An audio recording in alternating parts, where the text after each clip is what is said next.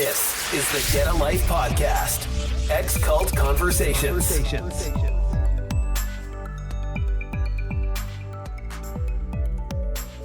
Hello, everyone. Welcome back to Get a Life podcast, Ex-Cult Conversations. We are here today with the regular crew. If you're new to the show, it's me, myself, Lane, with Richard, Carman, and Cheryl. We are all ex-members of the Plymouth Brethren Christian Church, an international cult, and we love talking about what it was like inside the church, and we bring you news about what's going on inside the church currently. And today we have some really great footage and a story that's really going to be very interesting about Roy Simington. So we're going to show you some footage to get things started, and Carmen's going to tell us a little bit about that footage.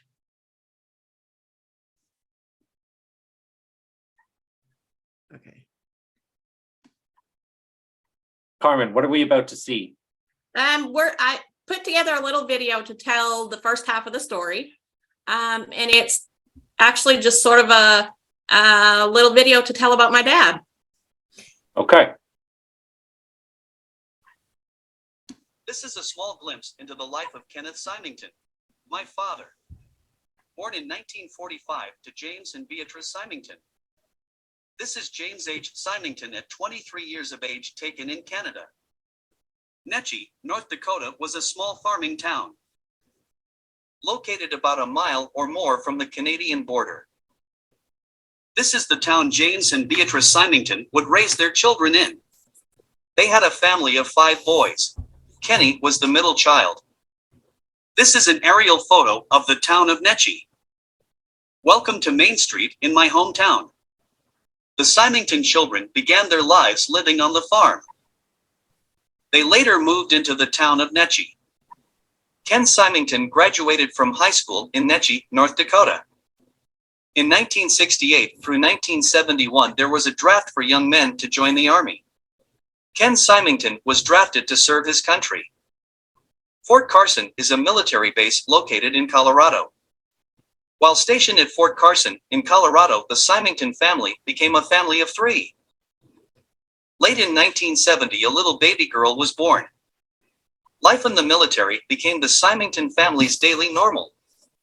Fort Carson was a day's journey for many of the Brethren localities, so the family spent a lot of time together enjoying their little baby.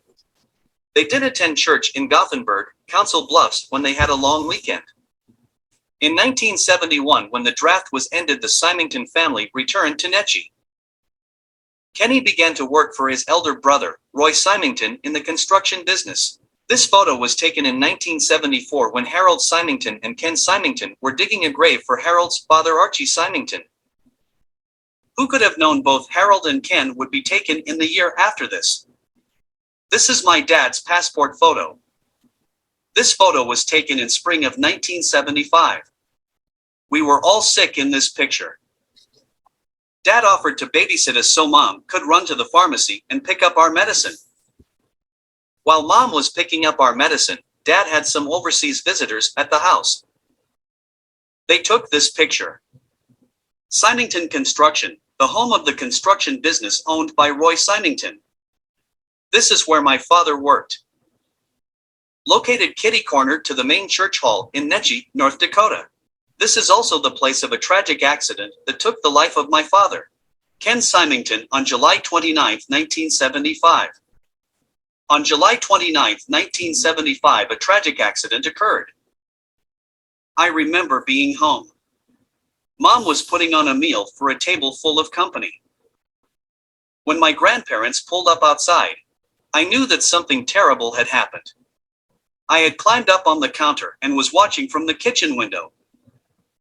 A picture of their faces is permanently etched in my memory. July 29, 1975. I recently asked a first-hand witness to tell me his version of the day my father was taken. I've heard things over the years and knew my own 4.5-year-old perspective, but I want to share this account. I did work with your dad a lot. He was a good man and a good worker. He had got a new pickup truck and Roy paid him about $100 a month to use it at work. We were working on rollers on the old shitty crane, and Roy decided to swing the crane in circles. The ball and tackle were going to hit Kenny's new truck, so he grabbed it so it wouldn't. The crane hit the highline wire, causing power to arc, and killed him. I asked, was it ordinary for Roy to operate the crane in circles like that? I think we all know Roy was a wild ass of a man, but was this normal operation? The answer. Roy always did stupid things. He only cared about himself. He came out of the office one time. We were loading the backhoe to go to work when no bathroom at the shop. So Kenny went home to crap. Roy came out, where's Kenner? I said he had to crap. Roy said, tell him to shit on his own time, not mine. He was a real pig. My response. I heard versions of what happened that day. And my gut feeling was Roy was probably at least negligent that day. And as a result, my dad died. The response. Yeah, it's Roy's fault. Good to talk about Kenny again. I miss him too. James Simington was the worldwide leader of the PBCC in 1975. He felt the death of his son very deeply and very personally. The following 3 clips are quotes from things he said that are printed in church ministry. The books these clips are located in are copyrighted by the Bible Gospel Trust of Middlesex, England. The Lord laid his hand on the one among us that represented something different. More formation in the divine nature than anyone else. They were trying to help him, you know. 2 or 3 others were trying to help him. They thought he'd be improved if he had a little more fire in his activity, and a little more aggressiveness, but he was too clear for that. They wanted him to work 15 to 20 hours a day. Well, he did it. And he didn't complain either. There were no words exchanged, but he had a judgment about it. He said it's not right. The day before the Lord took him, he told his wife something's going to happen. The way they were working is not right. He was taken the next day. They couldn't change him because it was formation in the divine nature. It took his death to get through to others, a young man, in the pink of health, in the prime of his life. Family responsibility cut off in an instant.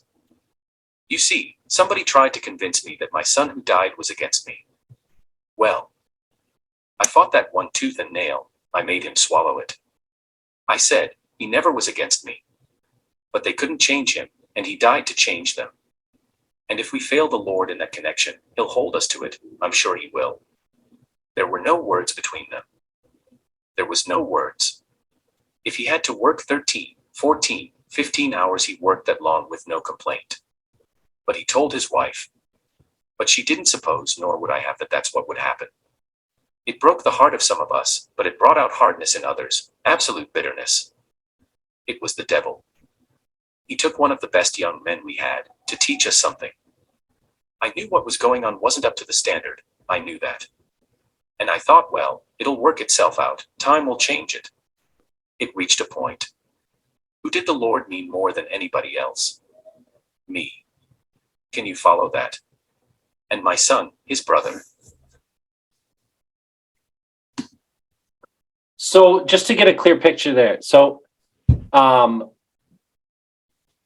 Simington, the leader, Jim Simington? Yeah. Jim is saying there, those are quotes from him saying that there was basically, he knew that there was unsafe work practices going on at the job site. Is that what I'm getting from that? Yeah.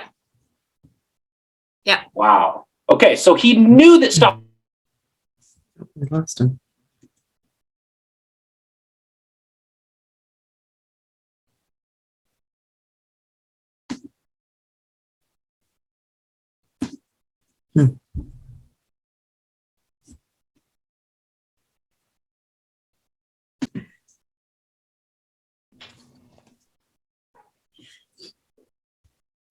So yeah, what a way to start the podcast off with a video like that.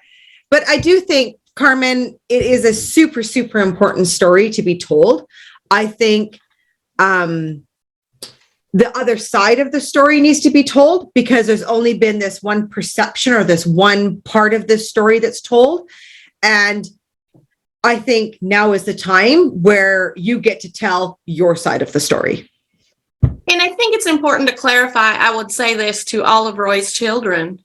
they're not to blame for anything that happened back then. And bringing out this story is definitely not to cast any aspersions on them. They lived with Roy Simington. They knew exactly what he was capable of. The stories that, if they came on here, the stories that they could tell us would probably shock anyone who had ever sat in Roy Simington's presence. I can't speak for them, but I can just speak for the fact that bringing up the story is not to reflect on them at all. Most of them refused to come back to the meeting simply because of what he was and what he is until the day that he died. I don't think he ever changed. And part of that, I guess, if you back yourself out of the whole immediate picture, part of that was probably his father's doing, because he never really held his feet to the fire and held him accountable. He covered what happened, and therefore Roy spent his entire life running from what he did on that day, July 29th, 1975. And I firmly believe that. I firmly believe that's what drove him to be as crazy as he was, to beat his children, to beat his wife, to drink like an alcoholic 24/7, to have absolutely no respect for law and order. It isn't a secret that every time the cops were in town, Roy was running from them. You could ask any law enforcement officer in Pembina County, and they're going to tell you the same thing. And I guess one of the reasons to tell this story is to show people that are inside there what they were walking with. I think it's really important that they know the whole story, to know what you're walking with. And let the viewers and listeners know where Roy Simington was in the hierarchy in there. That's probably important to tell them. My father said that Roy Simington was like another man of God, like another Jesus. And this is the kind of guy he actually was. So these are the types of people, they idolize and worship terrible people. I think there's a bit of political. There's a kind of a political backstory there, and that is that when that the Haleses were never very popular in North America. They weren't well accepted. I think when James Simington died, if you think about it, there'd been James Taylor, Senior James Taylor Jr. In other words, the man of God, the elect vessel, had been an American since, 1905 or something. And the American, in particular the Americans, but probably the Canadians as well, found it hard to accept that the next man of God wasn't going to be from North America. It was going to be one of these foreign Haleses from Australia. So when Bruce Hales kind of got in, and I suppose John Hales, that they kind of used Roy Simington as a political prop to try and boost the Hales image, to make the Hales as acceptable in the USA, because of course it connected with the old Simington name. It gave us sort of a continuity. And so Roy Simington was boosted up and promoted, and all sorts of wonderfully nice things were said about him. He was allowed to divorce his wife, who had left the Brethren, and he was kind of given a new bride on a plate. He was given a massive business, which he was quite incapable of running, but he got all the benefit from it. They basically butted him up and pushed him up and boosted him up as the kind of representative of the Hales family in the USA, just because he had the right name. That's my perception of it. Yeah, I think that's 100% right. So back up a little bit. I'm going to take us down just a little teeny tiny rabbit hole. And I think I'm going to go down this rabbit hole. It's really hard to talk about it, but I think there's a lot of people inside there that, after a death like that, you find people don't want to talk about it. It's kind of like taboo or something to talk about a death, or to talk. I mean, especially from a kid's point of view, and there's nobody to talk to because nobody wants to talk to you about it. So you kind of live with your gut feeling and what you can overhear. So as a little girl, I mean, I knew what my gut feeling was, and everything about that day is etched. I can tell you what Grandma Simington was wearing. I can tell you what Grandpa Simington was wearing. I can tell you about their little car when it pulled up out front. We had a house full of company. Mom was trying to get them to sit down and eat, and of course, Dad wasn't home yet. But it was getting close to meeting time. Everything about that is etched in my brain.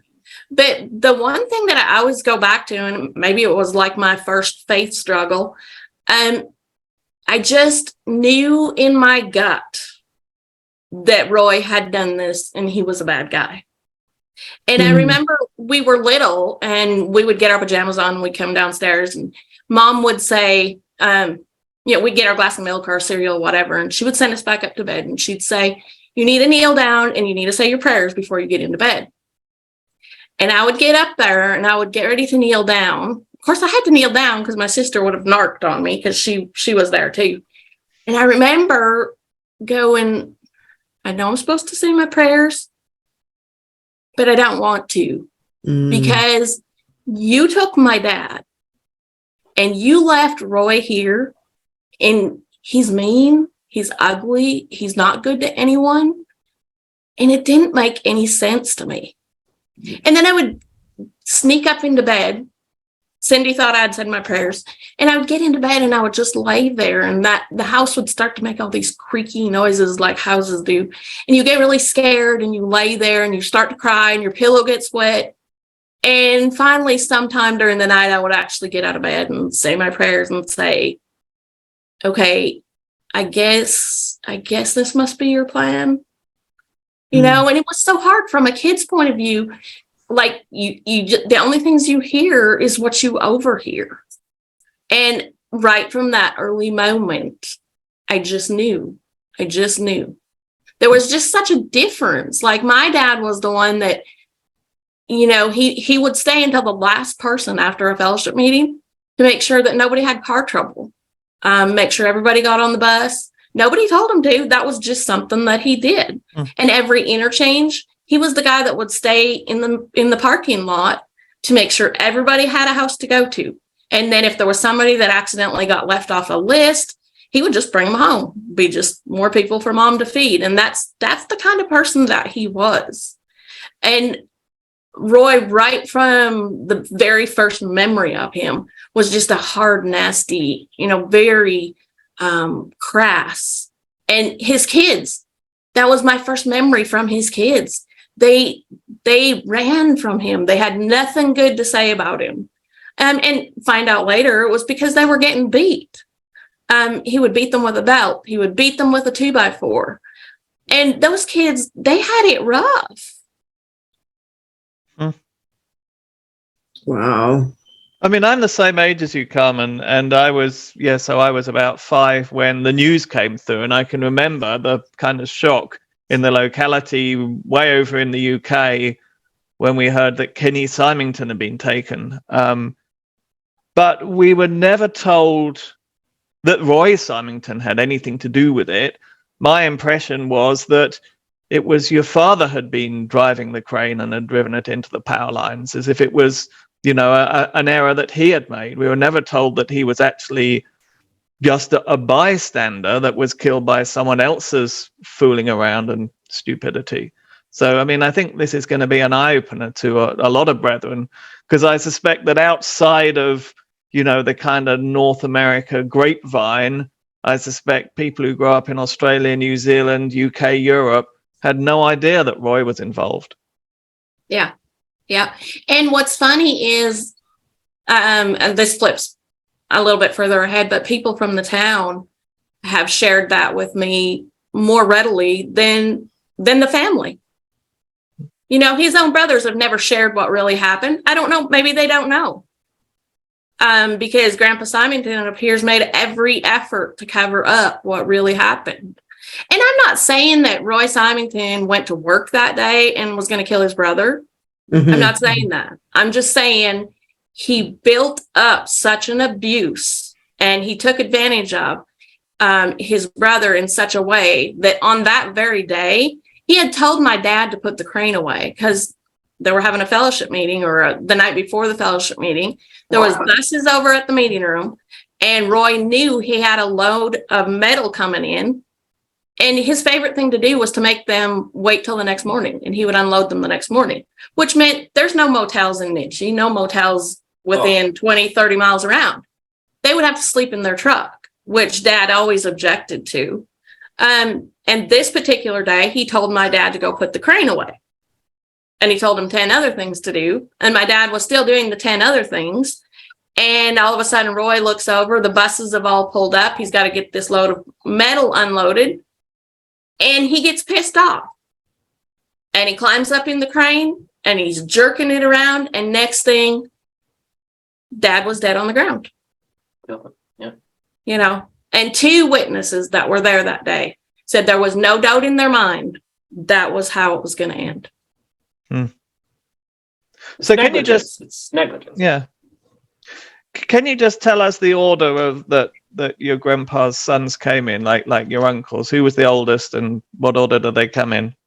Walt was the oldest, and then Roy, and then Dad, and then Vern, and then Ron. Oh, that's interesting. Yeah. Yeah. So Dad was the middle child. Yeah. Yeah. So when the draft came down, Dad, I mean, of course, they were all sort of scuttling, trying to get out of the draft. Dad Really? actually, yeah. We have a word for that. If you're going to get, it rhymes with drafted, if you're going to get drafted, and you have to be a conscientious objector, like you can't get drafted and be an actual soldier. Yeah, I don't have a great opinion of conscientious objectors myself. Yeah, but Lane, you have to remember, this wasn't a draft into the Canadian Navy. This was a draft to Vietnam, which was a pretty horrific place to go to. So yeah, I'm not saying it wasn't, but yeah. Being a conscientious objector is saying, oh, I'll do everything else, but you know, my conscience won't let me shoot a gun or whatever. Well, then I don't know. I just have my own opinion of that. Yeah. And it wasn't a choice that they got to make. I mean, that was the position that they were told they had to take. Yeah, that's what I mean. The brethren said, oh, you had to be a conscientious objector. You had to be a conscientious objector. Yet they all are gung-ho and support the death penalty. So you're totally fine with death and killing as long as you're not the one doing it, because you're too high and mighty to pull a trigger. It's very two-faced. Yeah. It is. Yeah. Yeah. And so then it came down that they could only take one from a family. So then you got jostling between the kids. Who's the guy that's going to be drafted? And my dad actually had attended college to try and get out of it in Winnipeg, where he met my mom. He had tried to get out of it that way. And eventually it just came down, and he was the first one from the family that was like right in the age bracket.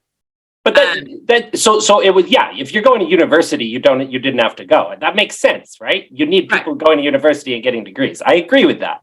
I just don't agree with the brethren's policy of conscientious objection. Okay, I have nothing against your father. Yeah. Yeah. And I'm sure, I mean, I don't know whether he would have preferred that or not. I don't know. I know he was a medic, so I don't know where that went to. But you know, so he gets shipped away. He's married. He gets shipped away. And of course, Vern was the next guy that should have been drafted. And instead of taking his married brother's spot, he says, oh, no, my brother's in. So. Really? That was nice. Yep. So not to rat him out. That's just, that was exactly what happened. So, and then of course, Ron was the younger one. So it went. He was drafted. He took Mom and they went to Colorado. They went through basic down in San Antonio and then lived in Colorado Springs. So. How have you, I mean, I know you've had a lot of people talking to you and you've had a lot of information come your way. How do you have the picture of how this was covered up?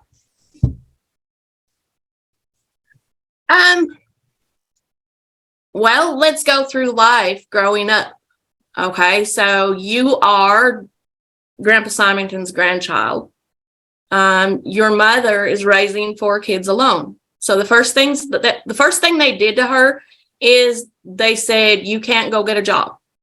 You need to stay home and you need to take care of your kids, which that was no problem. I mean, that's what she would have preferred to do. So she stayed home, and with all the interchange company and the fellowship meeting company and the 3-day meeting company that they had back then, I don't think a person ever could have held down a job, as being the sole parent in the household. And growing up, let's talk a little bit about what it's like to grow up without a dad in the Brethren. It's tough because every time you go to meeting, everybody else's dad is watching you. And if they catch you doing something, they're coming over to tell you that you're doing it and you're doing it wrong. They're not a dad. They don't come and be nice. They come and tell you when you're doing it wrong. And you don't get to lip back and you don't get to be sassy like you are to your parents, because then they turn around and go tell your mom. I think my brothers, I think back on it, and it was so hard because some of these old guys, Grandpa Simington's brothers, were the hardest on these kids.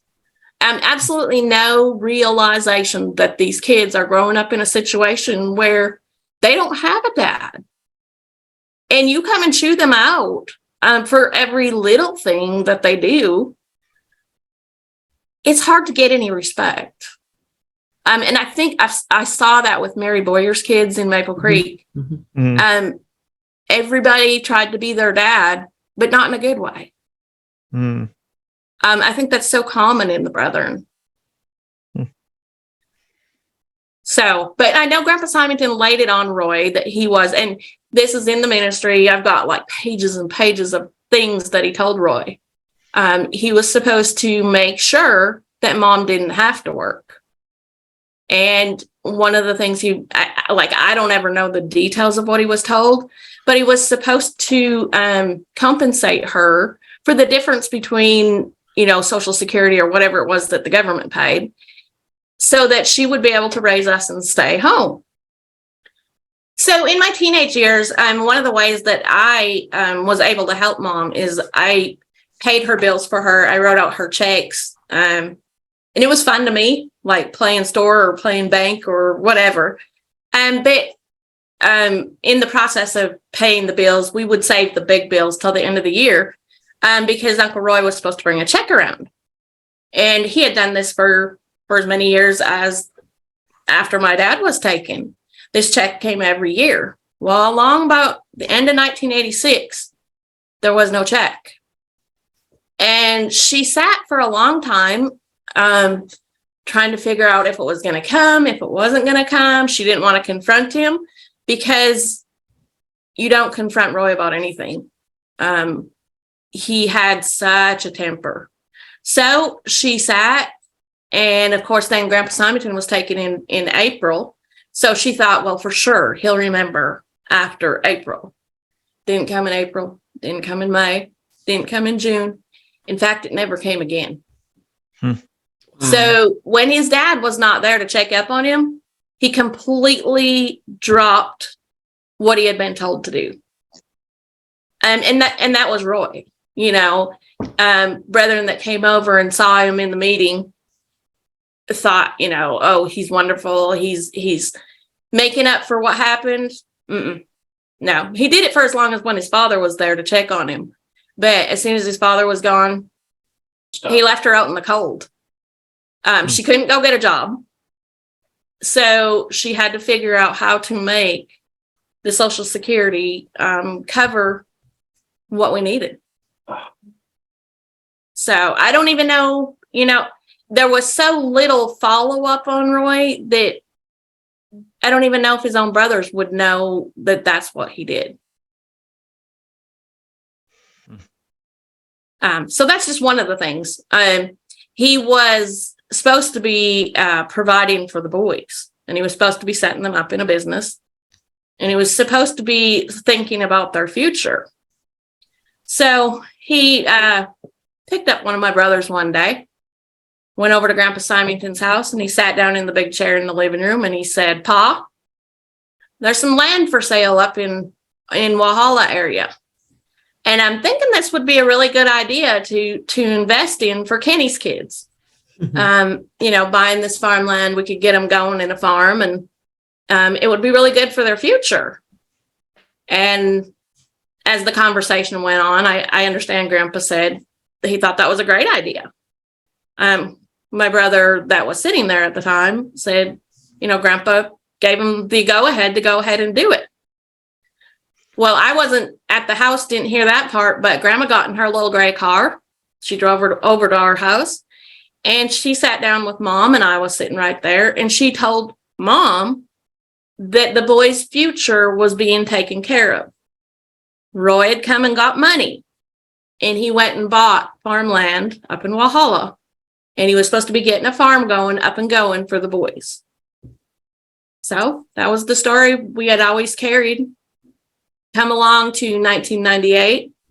I was in Nitchie, and Grandma Simington, it was actually Rick and I, and the whole entire zoo, all 5 of the kids. We stayed at Grandma's house, and she once again told us, she said, I want you to make sure you understand that Father took care of Kenny and Wes. Roy came and got money, and that farmland is up there for all you kids. And he's supposed to be getting a farm going for the kids. And of course, at that point, Roy was out of fellowship, but she still had faith that he was going to come back. So Kenny and Wes are your brothers, right? Yeah.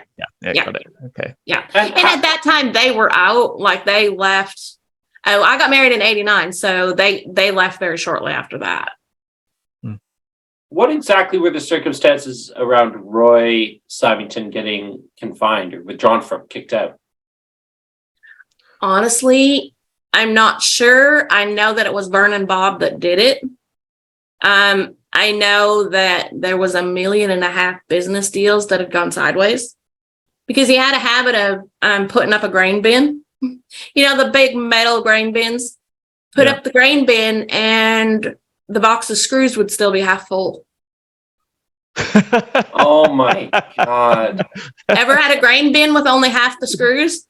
That's not a good idea. No, it's really not a good idea in North Dakota. But he was kicked out for how many years? Wasn't it like 12 years or something? Yep. And then he went back into the church.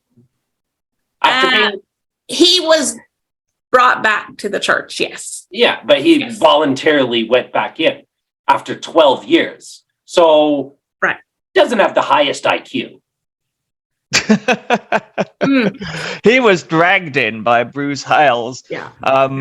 And basically, I mean, as far as I understand, correct me if I'm wrong, all his many misdemeanors and lovers and everything else, all the slate was wiped clean. He was given a business and a wife and a big sum of money and told to be very, very faithful to Bruce and boost Bruce's image. And he was set up for life. And he did just that. And comment? they did just that. I remember because my brothers married 2 of his stepdaughters. And so he came by our house a couple times when I was young. They worshipped this guy, though. Like, they really thought he was someone special. And, like, to me, being out for 12 years, seeing normal life, and then choosing to go back to that kind of life, the only kind of person that I think would do that is someone that's a little bit narcissistic, that maybe can benefit from it, right? Like power and control, because a lowly person, like someone that has zero status in the Plymouth Brethren, after 12 years, it would be insane to go back. Mm. Yeah. And most people who come back in don't get to the top of the hierarchy right away either. No.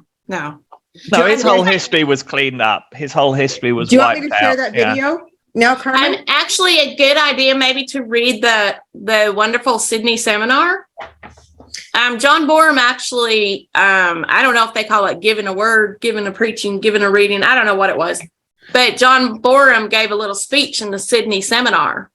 And it has some enlightening cross-references in it that a couple of rabbit holes we can go down.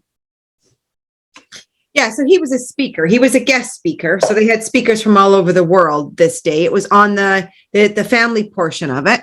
And I believe, I don't know, was he the 3rd or 4th speaker in it?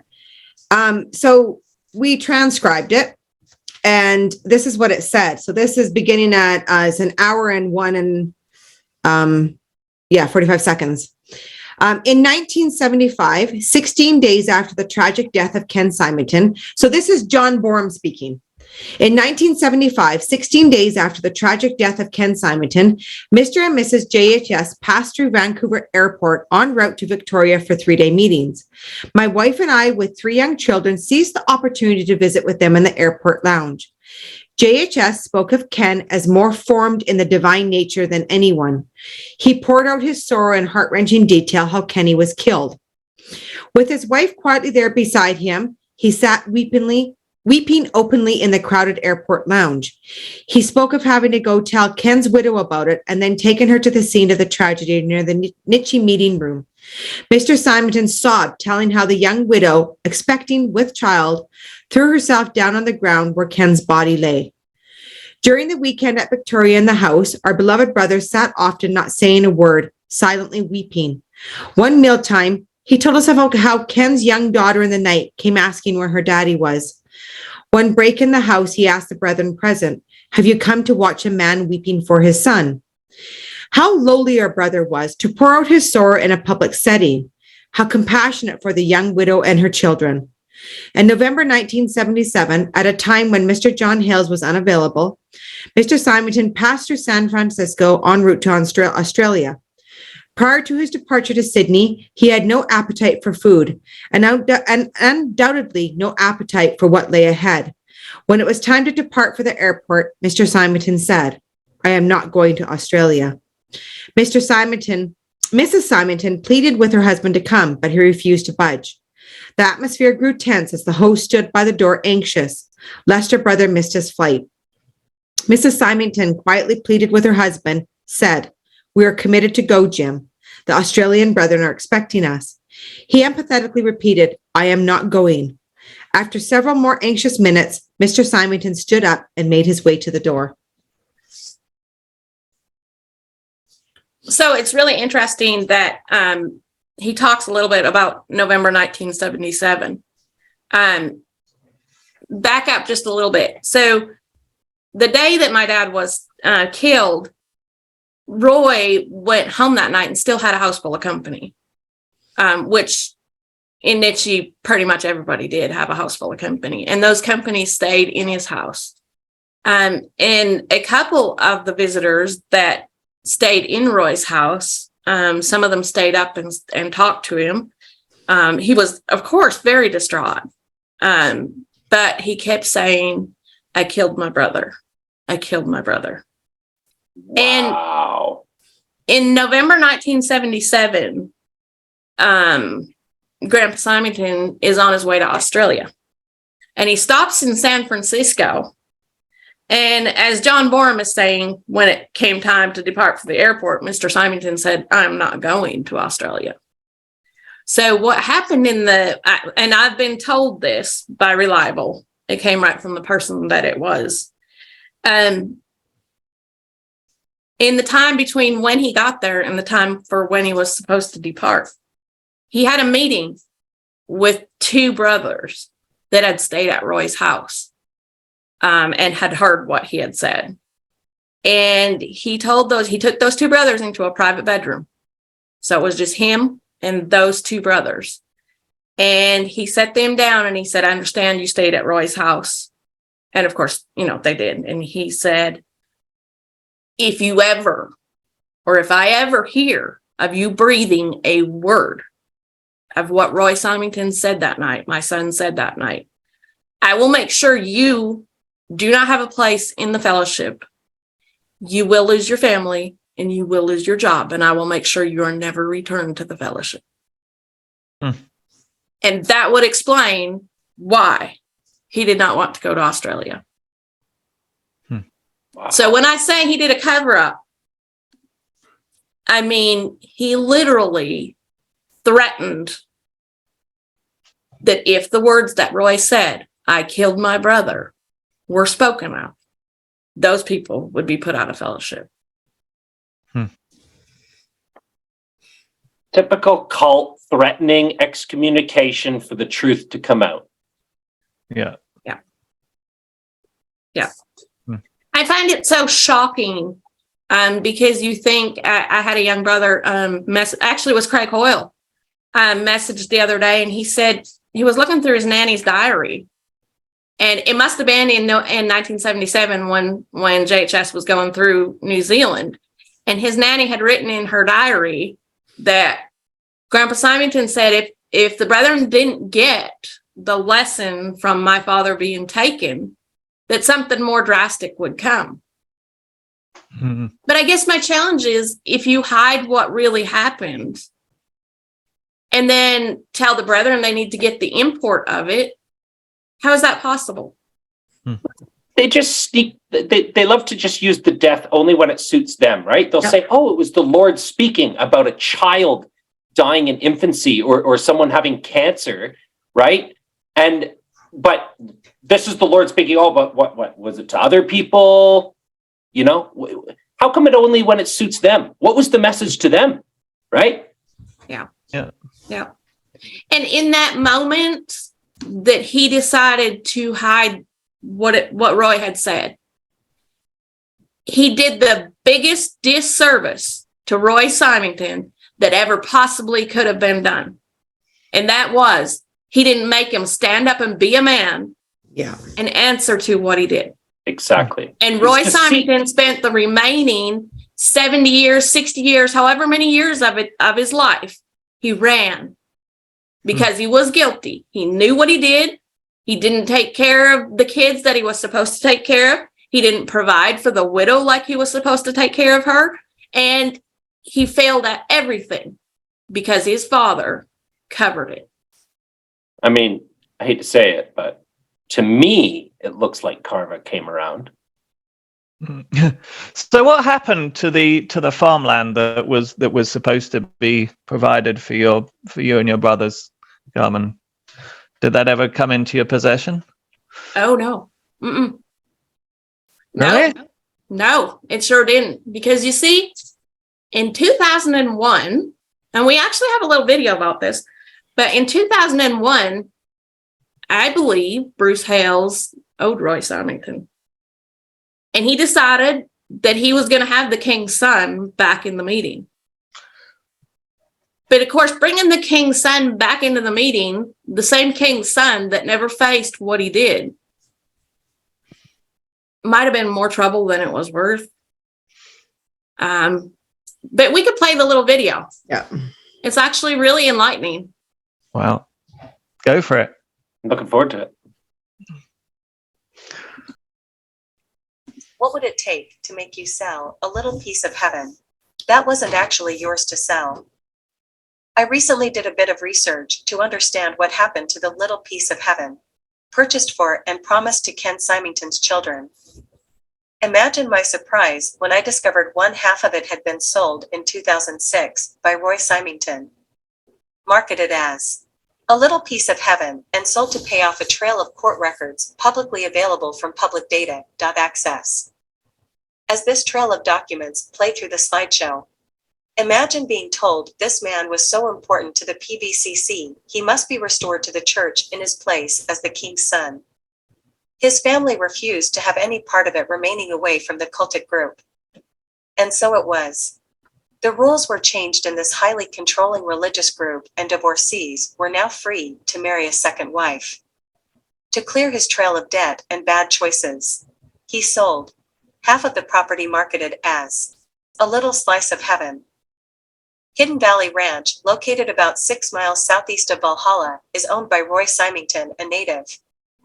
E. of Netchie, North Dakota, the Grand Forks Herald reads, one parcel includes a 2-bedroom home with a full basement, several outbuildings, stables, and more. It's a gorgeous setting, says a Simington family member who asked not to be quoted. The 5 wooded parcels totaled 416 acres. The 6 crop/pasture parcels total 584 acres. The Hidden Valley Ranch land sale began at 10 a.m. September 30th, 2006.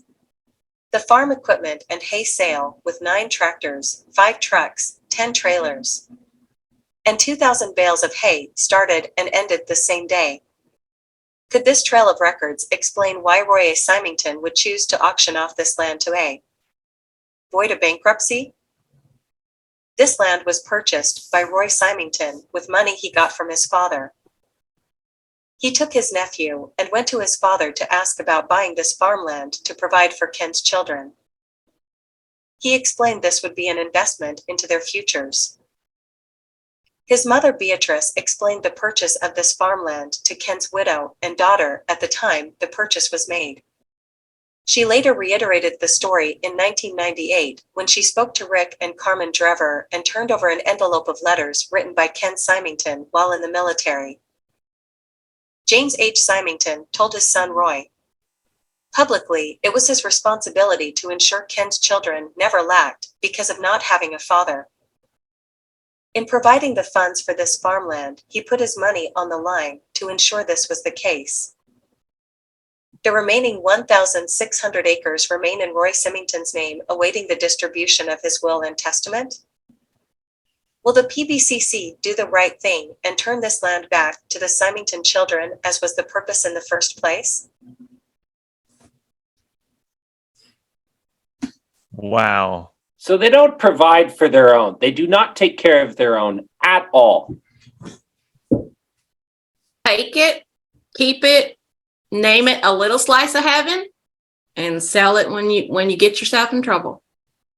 And am I correct in, did I hear that when Roy Simington passed, he specifically never left anything to any children that were outside the church? As far as I understand, that's how the will reads. Yes. The land in question, the kids are not named, like my brothers or us are not named in it at all. So I'm assuming the land is actually still just in his name. 9 out of 12 pieces he left in his own name. 3 of the pieces he put into his and Rhoda's in joint, but the other 9 he kept in his own name. I don't understand the philosophy behind that. Maybe he was keeping his other slice of heaven in case things didn't work out. I don't know. It's unique. It's a unique way to get married. Yeah. So to make it clear, when Roy was brought back into fellowship by Bruce Hales, his wife had left him at that point. Is that right? Yep, that's correct. And he was kind of dragged back into fellowship. Everyone was paid off, and then Bruce Hales kind of married him off to Rhoda Markham, is it, who was a widow? Well, actually, no, everything wasn't paid off. He was brought back to meetings either at the end of 2001 or early 2002.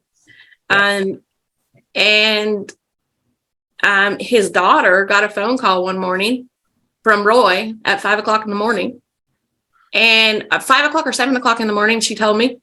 And it was her dad. And she was like, Dad, what are you doing up at this time in the morning? And he said, oh, I just called to let you know I'm going back to the church. And she said, all she remembers is she sat straight up in bed and she said, what the hell did you just tell me?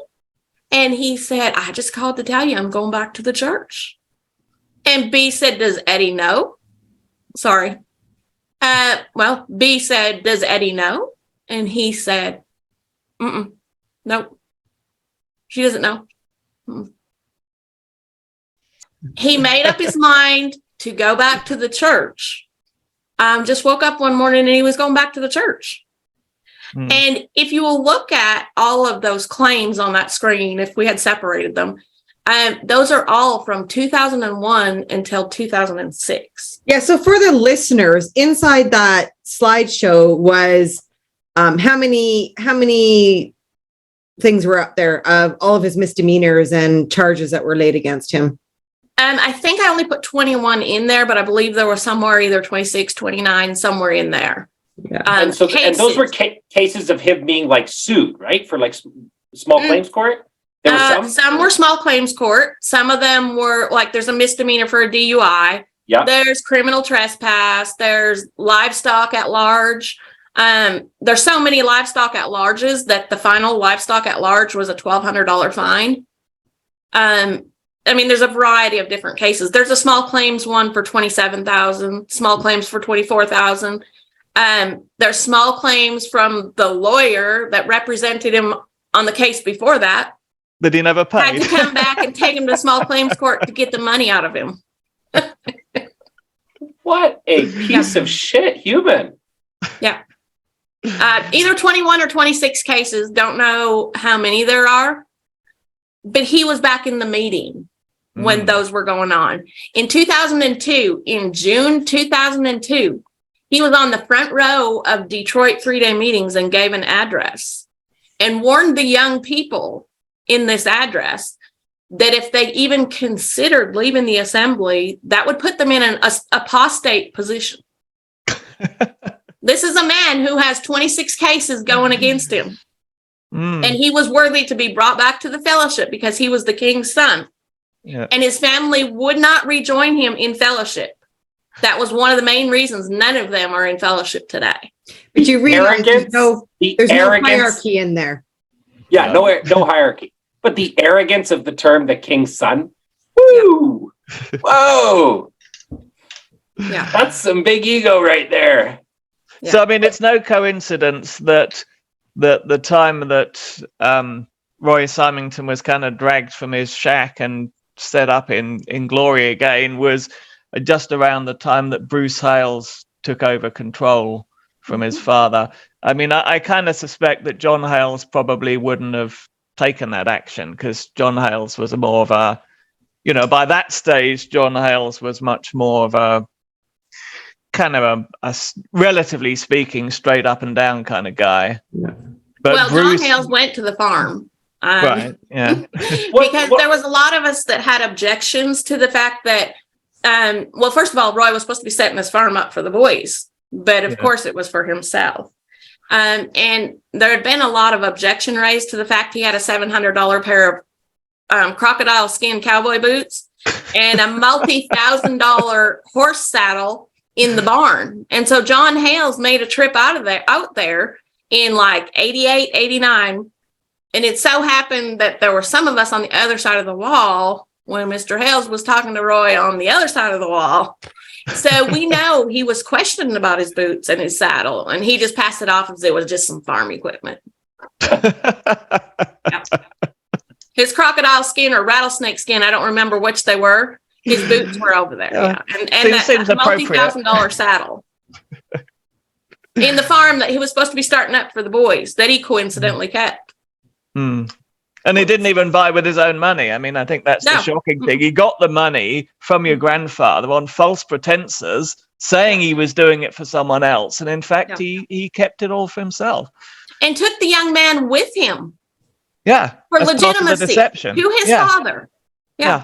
I'm sorry. I don't mean to sound angry, but a little bit of it is just, it's so... Oh, honey, you're justified in having some human emotion attached to this. Yeah. Take a young man, go ask for the money. I'm going to set this up for you, and then run off with it. I think Bruce Hales really used Roy to his advantage kind of in a way, because if I remember correctly, he brought Roy back right around the time he'd kicked out Jim Design and Lloyd Simington, who were big wigs. And Lloyd Paskowitz, that were big wigs and kind of could have been rivals, right, to Bruce Hales coming to power. Yeah. And he kicked them out. And then I remember the shock when Roy Simington came back and all of a sudden, boom, he was this big shot, right? So Bruce Hales I think he realized that he could totally use Roy and you know what I mean? He would be loyal to him because he brought him back. Yeah, the truth behind what you just said, Lane, is that Jim Design knew firsthand from Roy's kids what Roy had done to them. He also knew firsthand what Roy had done to my mom. And so he stood in the way and was not bringing Roy back. Oh, so deduct from that what you want, but I'd say that your statement was pretty dead accurate. Yeah, it was Jim Design that stood in Bruce's way of bringing Roy back. Yeah. So Roy Simington kind of filled the vacuum because Bruce had kind of executed basically the two most popular and prominent leaders in the USA, and he needed someone loyal to him to kind of fill that gap. And who better than someone with the grand name of Simington? So politically, it was a very astute move. Yeah. I mean, this is Game of Thrones, isn't it? I mean, the maneuvers and the intrigue. So is Game of Thrones. But I want to touch on something a little off topic here, but I want to talk about how the brethren love their guys, right? Like their leaders, like the Jim Designs, like people loved him, the great men, and then the sub great men like the Roy Simingtons and the Bill, whatever his name was, David Bill. I remember that name going around. It's a little bit homosexual. Their bromances. Nothing wrong with that at all. But they definitely, like, the way that my dad would talk about Roy Simington, I wouldn't put it past my dad to, kiss him or touch him, maybe, a long hug with a little butt grab. There was definitely some sexual bromance going on in the brethren. Like, I think if Bruce Hales was like, I want to kiss, I think any one of the leaders, any one of the men around him, even if they were straight, would lock tongues with him in a second, right? I just think there's they love and worship people. And what I would say, if you're in there, is learn to love yourself a little bit. You don't always need a hero to mold yourself after. You can actually just mold yourself any way that you want. And you can be content with yourself without being like, I need to be like this leader because he does this, or I need to be like that guy because he does this, right? Like, have some love for yourself and stop following these losers like Roy Simington. Yeah. I think if these guys had ever actually seen Roy Simington, a day in the life of Roy Simington, they would have known better. Yeah. The guy had a temper. Let me tell you a funny story. He, I remember as a teenager, he came over to the house one day, and of course he sent the boys to pick up Wes and Kenny and take them out to the farm. That was him taking care of them, making sure that they had a dad close by and taking care of them and whatever. He sent his boys to pick them up and take them to the farm. And I don't know what it was that had happened, but he came over to the house. And first of all, the guy would park in the middle of the street, cockeyed, and leave his truck out there. And he come just marching up the driveway, and you could tell he was pissed.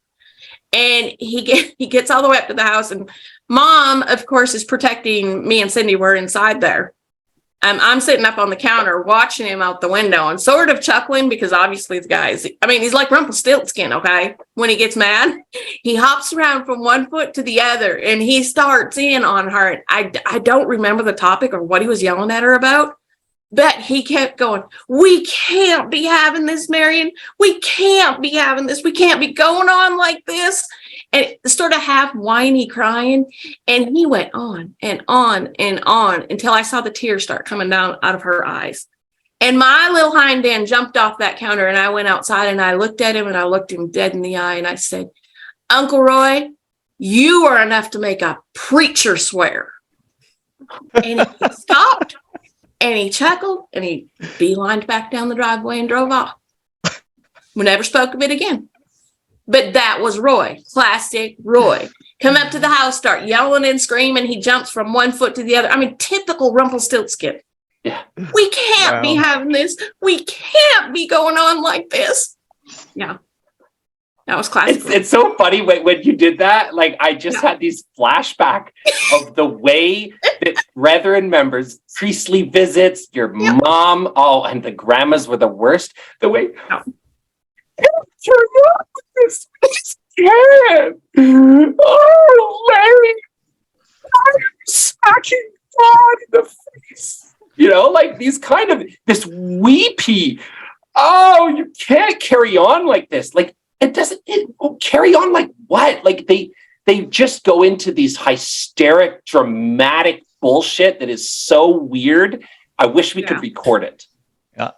Yeah. It's just embarrassing. Yeah. It is embarrassing. And that was a widow. VP. That was a widow. That's exactly how he treated her. And the other Simington guys, one of the other Simington brothers he would probably know this story when I go to tell it, but he called her up one day, and I honestly don't know. It was something trivial that happened. And he was furious. And I was sitting at the kitchen table. She answers the phone and he starts yelling. And he is yelling and carrying on. I could hear it all the way across the kitchen. And of course, she who's he yelling at? Huh? Who's he yelling at? My mom. Your mom. And it wasn't, the funny part is, if I remember the story correctly, it wasn't even something that she had done. She was working in the garden with his wife, and something had gone wrong, or his wife got home late. It was something like that. But he's yelling and yelling, and I can hear every word he's saying. And tears are streaming down her face. And I remember getting up. I walked over and I said, "Give me the phone." And she was like, no, I can't do that. So I'm over there and I said, "You either give me the receiver or I'm going to push the button." And of course I've got the button and I'm standing the whole 50-foot cord length away. I'm like, "You either give me the phone or I'm going to push the button." So she finally hands me the phone and I pop it around the corner in the little front porch, set it on the washer, metal washer, phone receiver, man screaming down the phone. So you can And hear you can hear him as I'm walking away, and he's going, "Marion, the righteous are gonna roar as a lion. Do you hear me? The righteous are roaring as a lion." And we sat down at the kitchen table and we died. We died. You have awesome. to laugh. Oh yeah. That's how they treated her. And That that's is why she a literally, widow. when she was missing a check, that's why you don't even speak up. Yeah. Because the Simington animals are going to come. And they're holding that money over you. Yep. Oh my God. And that's how they treated her. No other church would treat a widow like this. Like it's disgusting. I know we're sitting here talking about a Christian church. Like when you sit and listen to this podcast and then you ask yourself, does this sound like something that would come out of a mainstream Christian church? Yeah. Are The these righteous, people Christ-like? mm-hmm. The righteous roaring like a lion at a widow. I believe the scripture meowing. says, I believe the scripture says, if you offend a widow or a fatherless child, it would be better for you if a millstone were hung about your neck and you tossed in the sea. Yeah. Yeah, that's what it says. Yeah. I quoted that so many times growing up. These guys. Yeah. So we're talking about the 2000s when Uncle Roy is brought back, and I told you that I thought Bruce had taken on more of a problem than he had an asset that was going to help him. So over Christmas this year, I got a little present. Somebody sent me a couple of pictures, and I think we're going to show these pictures, aren't we? We are. This is my beloved Uncle Roy in 2004 when he took his nephew on an encouragement trip to Australia. Can you see it? Yep. Is that Roy Simington? This beloved brethren inside and outsiders is Roy Simington in 2004 underneath the Sydney Harbour Bridge. And this man in this picture would be 60 years old. He's with Gareth Hales, Dean Hales, and Louis Simington drinking beer under the Sydney Harbour Bridge. This is a front row brother. You're under a bridge. This is a front row brother at this point. Because Jesus hates bars. Yeah. There he is. There he is. Looks quite happy, actually. Well, he's got a beer in his hand. Yeah. You know, I wonder if the brethren have any idea. This guy was so important as a king's son. He had to be brought back to the meeting. In fact, he brought Louis over there in the picture, Louis Simington. He brought him over to Sydney, Australia on an encouragement trip. And he gets all these guys together and he's underneath the Sydney Harbour Bridge drinking beer with them. Because So now, if that was my kid, And I found out that, and Louis passed away the next year, about 6 months after this picture. But if I was the parents of those kids, do you know how livid I would be? At the guy that took my kids under the bridge and was drinking beer in public. There's Gareth and there's Dean. Because in the Plymouth Brethren world, you can't go to bars like normal human beings. So it's more Christian to go and get drunk in public under a bridge. So Yeah. can you name the guys in this picture from kind of left to right for people who don't know them? Well, the one is Louis Simington. That's Walt and Sharon's boy.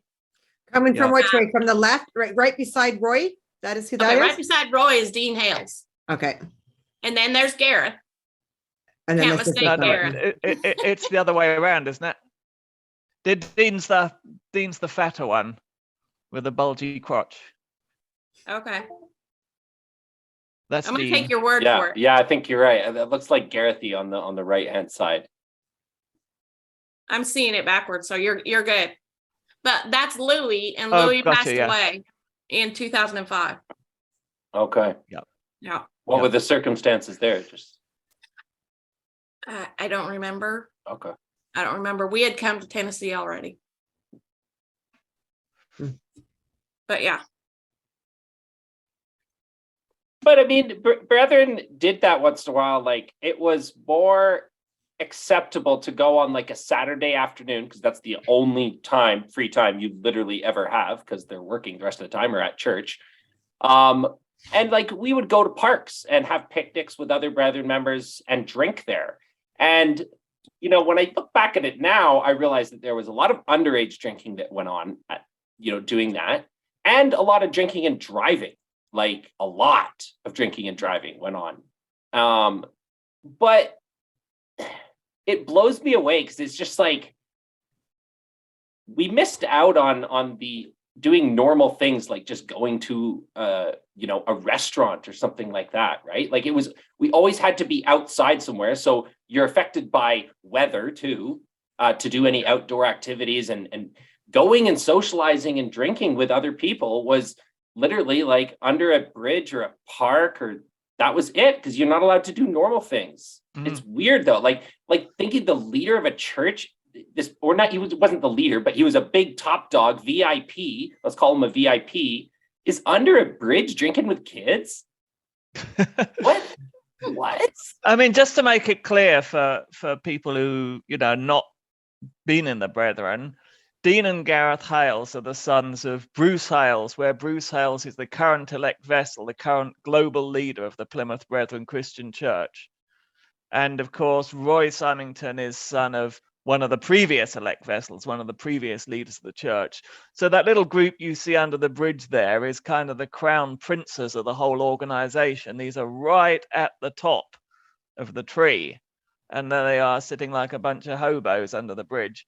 Not that there's anything wrong with drinking under the bridge. It's the idea that you are you think of yourself as these chosen people by the creator of the entire universe, chose us to be these special people, and drinking under a bridge. I mean, And I think we'll get a lot of I think we'll get a lot of stories back from young people that would have been shut up or withdrawn from for doing that. 100%. I can guarantee you that if I was caught doing something like that back in my days, shut up immediately.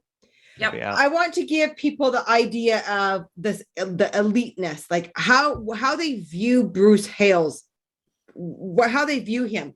So they talk about him being the most purest person to walk on this planet since the Apostle Paul.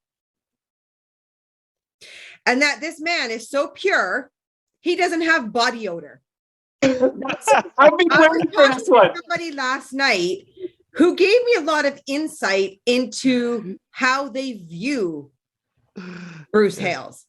And I'm sorry, Bruce, I'm going to pop your little bubble right now, but you are stink. not the purest thing to be on this planet since the Apostle Paul. I'm like, you can just take that off your resume right now and erase it, because it is not true. And if you don't have body odor, you have some good deodorant. I'm like, you're not, I can guarantee you, somebody of your weight and what you drink and with the liver that's in your shape, I'm sure you sweat and stink a lot.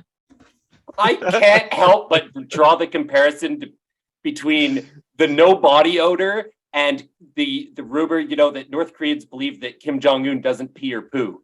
It's so similar, right? Like they literally, some people believe that Kim Jong-un doesn't pee or poo. If you literally believe that the creator of the infinite universe, literally countless stars, billions of planets, decided that one human, one Homo sapien, would not have body odor?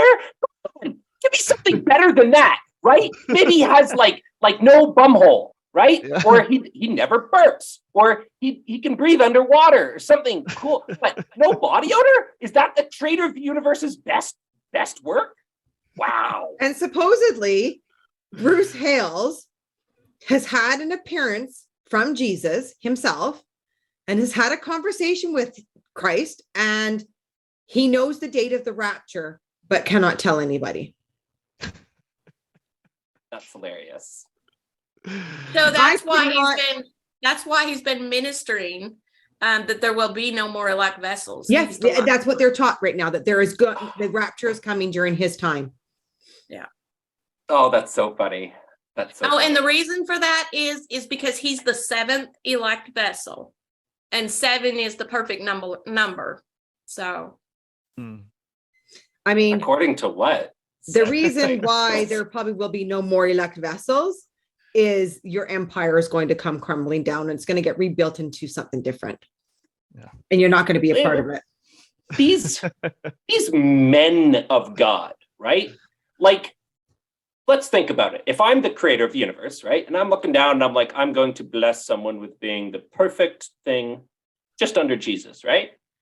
You'd think that maybe I could extend their life past like 70, 80 years old. Let's hit up 100, 120, right? To really recruit and build upon my teachings. But there's just been multiple great men. And it seems to me that they die just like everybody else.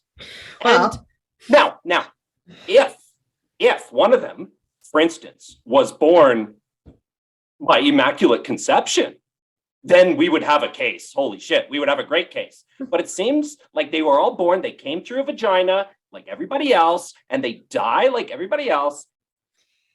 I mean, does it not even say in the Bible that no one knows the time or hour, right? Like it does. It does. Like, so here again, do you see how they're taking what's written in the Bible? It's written in the word, and they are taking a man's opinion over top of it, right? Yeah. Like, it's just.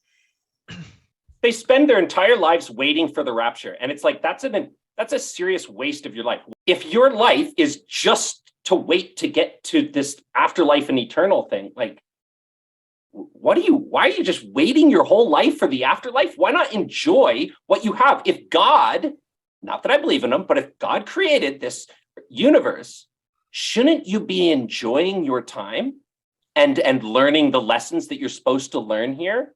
Or should you spend your entire time waiting, wishing, and crying for this guy to show up on a cloud to save just you and your friends? Come on, grow up.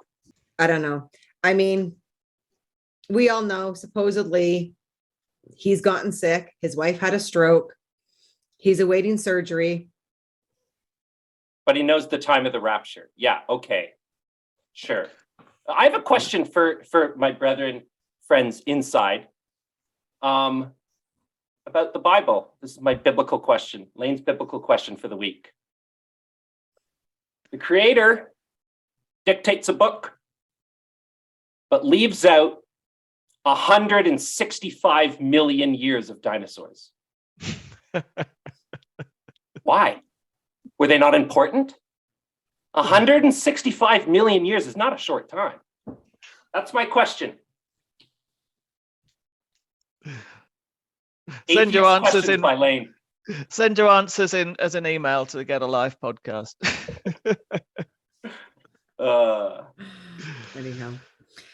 Well, you know what, Carmen, I think this story was very, very important to tell. I I'm sure we're going to get a lot of feedback from it. We will, because he's such an idol in there. He was such a big We'll get idol. the feedback from it, and that's okay. It was not, we didn't sit here to reveal all this to cause harm to any of his children. That was not the point. Carmen, you said that clearly. I just want to reiterate it again, that this was about letting the other side of the story be told, that most people inside, and I'm assuming a lot of ex-members don't even know. So I think it was a really, really important podcast to tell. And I know we have continuations of stuff that we will dive into, and this is what we could fit in for today. Is it all right just to put in a little teaser to say that we do have in our possession some very, very interesting documents relating to the Simington family, which we are processing at the moment. So, yes. So watch this space. This is part one of a 2-part series. And please, if you like this stuff, like, subscribe, and if you ring the little bell, you'll get notified every time we upload a new episode. Yep. And if you have details, if you have stories, if you want to submit, your details that we missed out, send them to info@getalife@proton.me. We'll add them to part 2. We know there's hundreds of stories out there. Yeah, you're welcome to come on and join us too if you want. Well, thanks everyone. I know we have a lot in the bag right now. There's a lot. There was a lot. We could have gone on for another 2 hours inside here with stuff that has fallen on our lap in the last probably 48 hours. And yeah, it is going to get very heated up. I'm very grateful. We are very grateful for all of the support that has been coming our way right now with messages and comments.